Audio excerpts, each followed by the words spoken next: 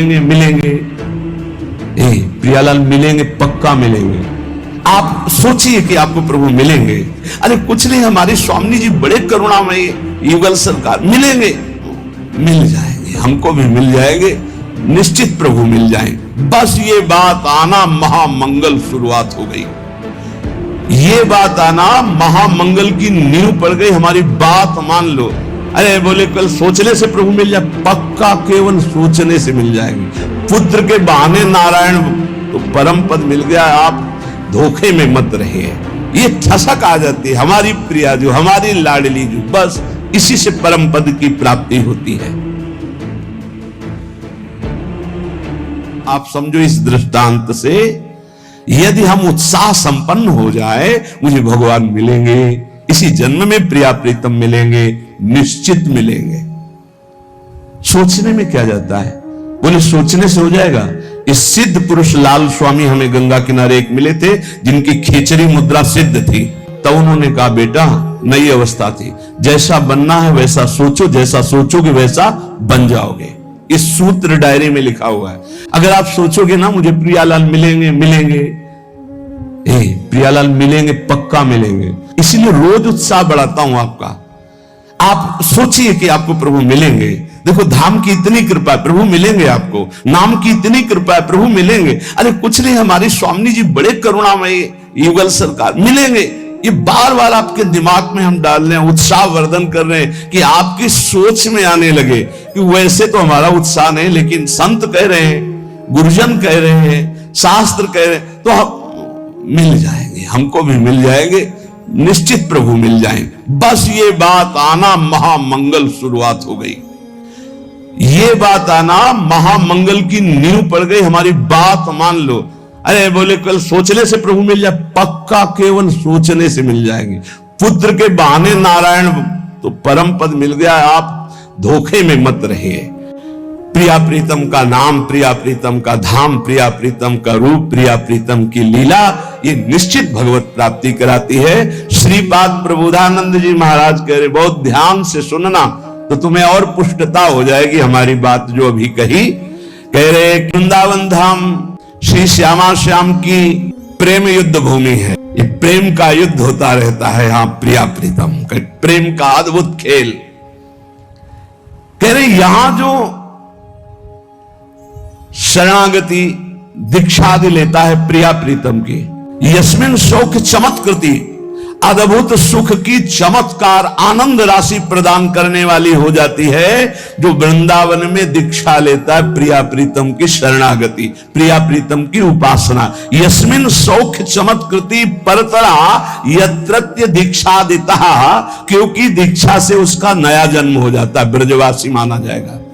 हम शुद्ध ब्रजवासी हो गए दीक्षा मात्र से, नया जन्म। विश्वास, देखो सारा खेल विश्वास का है। पीछे प्रसंग सुनाया चतुर्भुजदास जी की कथा में, एक जमींदार के यहां से चोरी करके, बहुत प्रवीण था, वो कोई साथी नहीं रखता था, अकेले ही चुरा लेता था। तो ऐसे उनके पीछे आदमी लगे। चतुर्भुजदास जी कथा कह रहे थे तो भाग करके उन्होंने सोचा यहां बच सकते हैं, भक्तों के बीच में बैठ गए। राज कर्मचारियों ने सोचा कि यहां चोर क्यों बैठेगा, तो उन्होंने सत्संग में कोई विघ्न ना पड़े इसलिए दूर से ही चले गए, पर वो मिला नहीं। उस समय प्रसंग चल रहा था, चतुर्भुजदास जी कह रहे थे जो श्यामा श्याम की शरणागति लेता है, दीक्षा लेता है, उसका नया जन्म होता है, पूर्व के सारे पाप नष्ट हो जाते हैं। ज्यादा पकड़ हुई नहीं, यही शब्द पकड़ पाए। सत्संग समाप्त हुआ, पास गए, कहा दंडवत महाराज, हम चोर हैं, सैकड़ों कत्ल किए, चोरी किए, डकैती किए, हमें दीक्षा दोगे? चतुर्भुजदास जी ने देखा कि इतनी सच्चाई से बता रहा है, हाँ क्यों नहीं, तुम्हें भी दीक्षा में। तो क्या हमारे सारे पाप नष्ट हो जाएंगे पूर्व जन्म के? हाँ पक्का, मेरा नया जन्म माना जाएगा, पक्का। कहा ठीक है, कुछ नियम? बोले नियम ये कि अब चोरी नहीं करोगे और झूठ नहीं बोलोगे, और ये नाम दे रहे, नाम जप करो, तुम्हारा पूर्व का सारा पाप नष्ट, नया जन्म तुम्हारा। मुंडन कराओ। वो जो उनका विभत्स स्वरूप भयानक था, उस हटाकर द्वादश तिलक लगाए, मंत्र दिया। अब तो चौड़ी छाती करके घूमने लगा। राजकर्मचारी घूम ही रहे थे, जो जमींदार था उसने पहचान लिया, उसने कहा चोर है, तिलक विलक लगाए लिए है तो वही चोर। बंदी बना लिया गया, राजा के दरबार में ले गए।